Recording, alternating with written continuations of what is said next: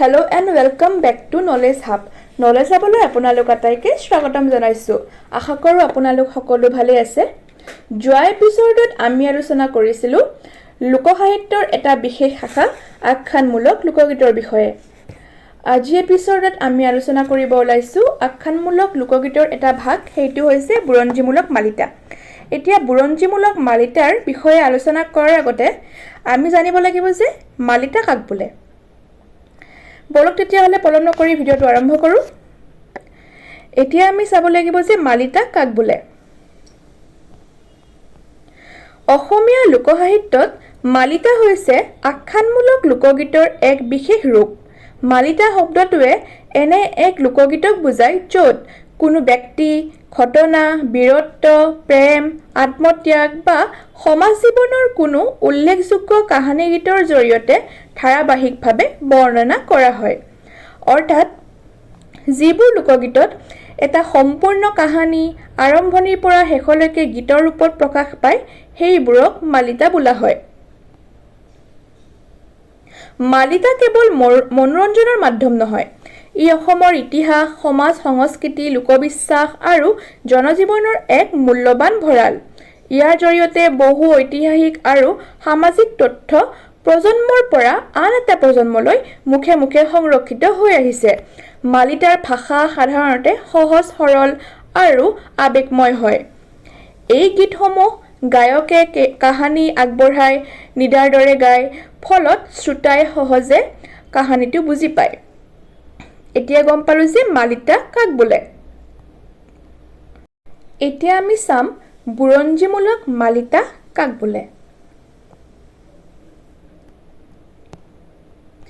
বুৰঞ্জীমূলক মালিতা হৈছে এনে আখ্যানমূলক লোকগীত য'ত অসমৰ ইতিহাসত সংঘটিত হোৱা বাস্তৱ ঘটনা, বীৰ বীৰংগনাৰ যুদ্ধ, ৰাজনৈতিক পৰিৱেশ বা ঐতিহাসিক ব্যক্তিৰ জীৱন কাহিনী গীতৰ ৰূপত বৰ্ণনা কৰা হয়।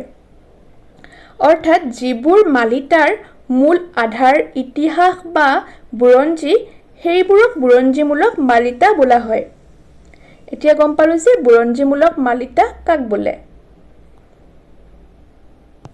তাৰ পাছত আমি চাম বুৰঞ্জীমূলক মালিতাৰ বৈশিষ্ট্যসমূহ।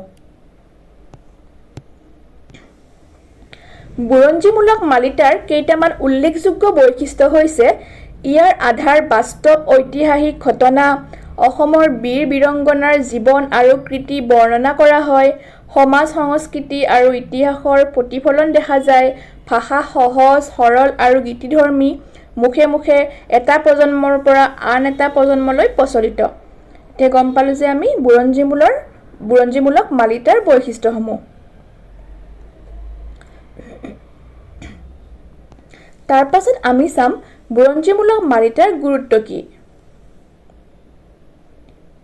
বুৰঞ্জীমূলক মালিতা কেৱল লোকগীত নহয়, ই অসমৰ ইতিহাস আৰু সংস্কৃতিৰ এক মূল্যৱান সম্পদ। ইয়াৰ জৰিয়তে অসমৰ অতীত ইতিহাস জানিব পাৰি, বীৰ বীৰংগনাৰ ত্যাগ আৰু সাহসৰ বিষয়ে শিকিব পাৰি, লোকসাহিত্য আৰু ইতিহাসৰ মাজৰ সম্পৰ্ক বুজিব পাৰি। এতিয়া আমি জানিলো যে বুৰঞ্জীমূলক মালিতাৰ গুৰুত্ব কি হয়। এতিয়া আমি চাব ওলাইছো বুৰঞ্জীমূলক মালিতাৰ উদাহৰণ। অসমীয়া লোকসাহিত্যত কেইটামান বুৰঞ্জীমূলক মালিতা হৈছে বৰফুকনৰ গীত, নাহৰৰ গীত, চিকন সৰিয়হৰ গীত, মণিৰাম দেৱানৰ গীত, জয়মতী কুঁৱৰীৰ গীত। এইবোৰ হৈছে আপোনালোকৰ বুৰঞ্জীমূলক মালিতাৰ উদাহৰণ।